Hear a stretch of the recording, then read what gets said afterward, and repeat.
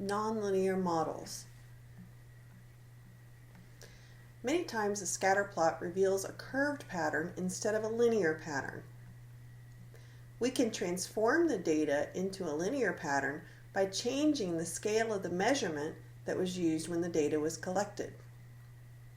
In order to find a good model, we may need to transform our x value or our y value or both. Suppose this is the population per square mile in different years in the same county. We want to know if the least squares regression line is a good fit. If it's not a good fit, we're going to transform our data to find a better fit.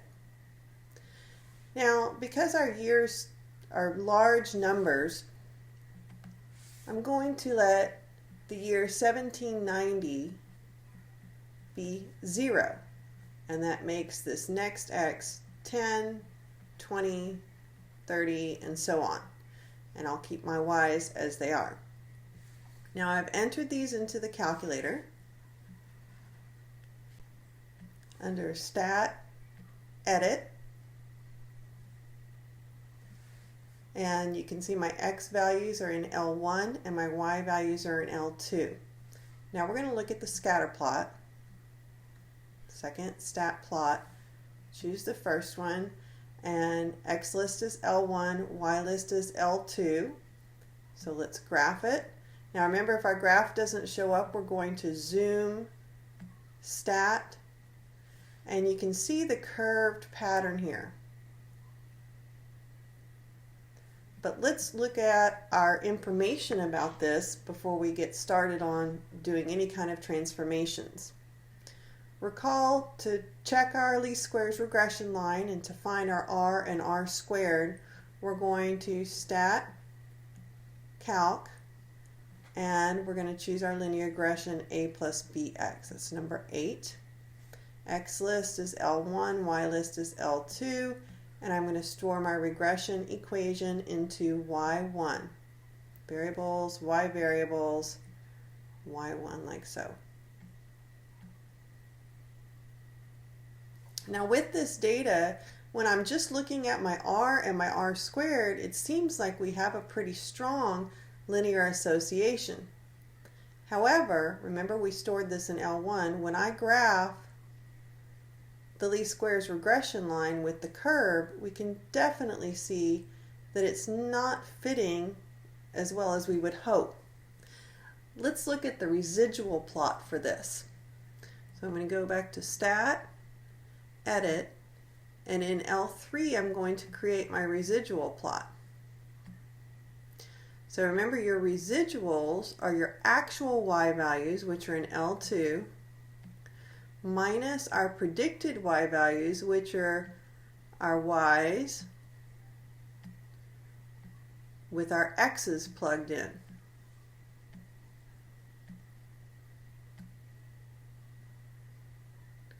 Now I'm going to look at a scatter plot of our x values with the residuals.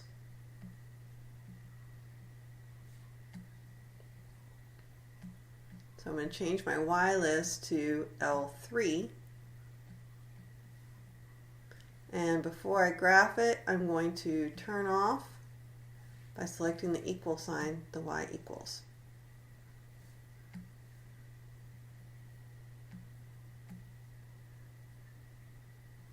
And let's zoom stat.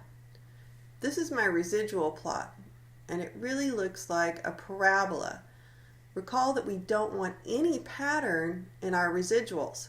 This shows a pattern. What this is telling me is that my model is not a good fit. Let's go back to our stat plot and again look at our scatter plot of our x's and y values.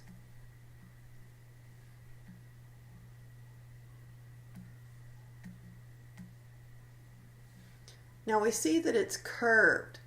This looks like a squared, like a quadratic, or it could be exponential.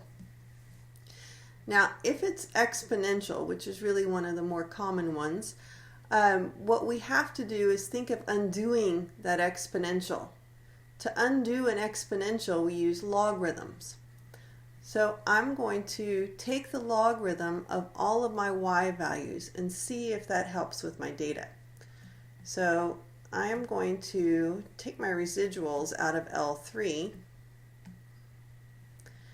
and I'm going to make L3 equal to the logarithms of L2.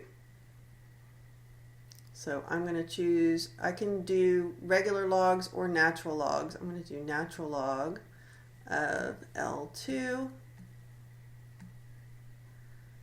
Okay, and now we have the logarithms of our y's stored in L3. So let's look at the scatter plot of our x's with these new y values.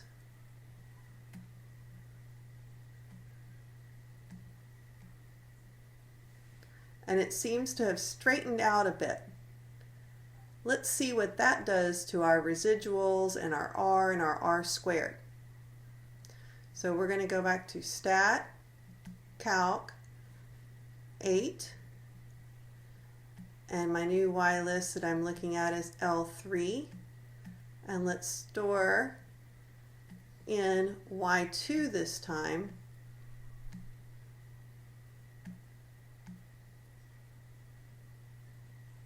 We have a much higher r and r squared than before. Let's look at what happens to our graph with our line. This fit looks much better than the fit that we had with the original data and the original line, especially up here towards the end. But to make sure that we've made a good choice, we're going to look at our new residuals. So I'm going to go into L4 and make L4 the residual list for these new data. So L4 will equal my actual y's, which are now in L3, minus my predicted y's, which are going to be in y2 with our x's plugged in.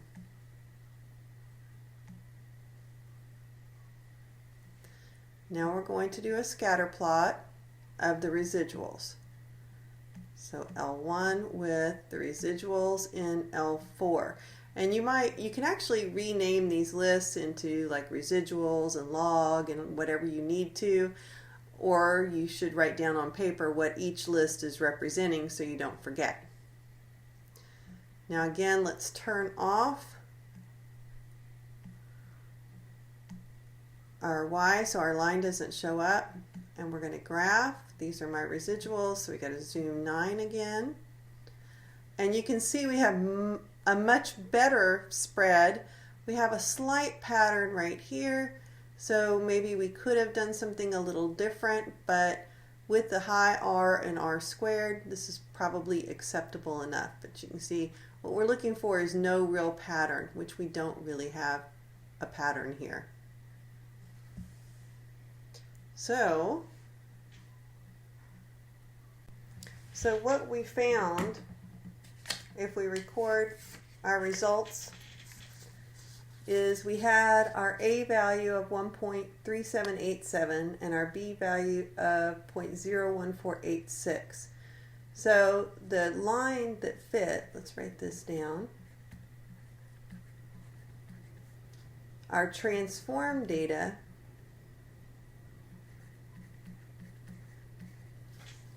was the natural log of our y's equaled 1.3787 plus 0.01486x. If I solve this for y, I'm going to use the exponential for both sides, so I'm going to have e to all this.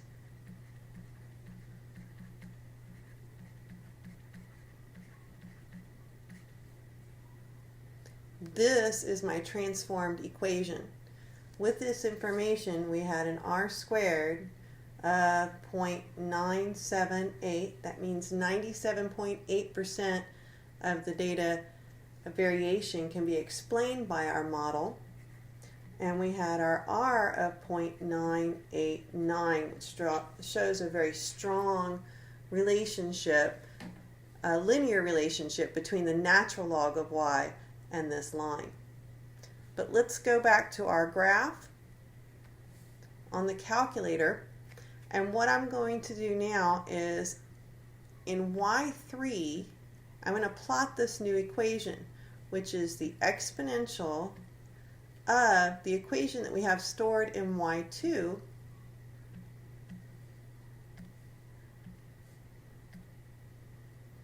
like that.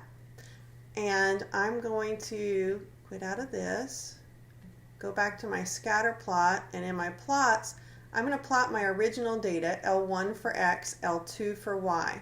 Now remember, that was the curved data, the first one that we graphed. And when I graph now, it's going to have the original points with this new curve in it. And we can see how well it fits.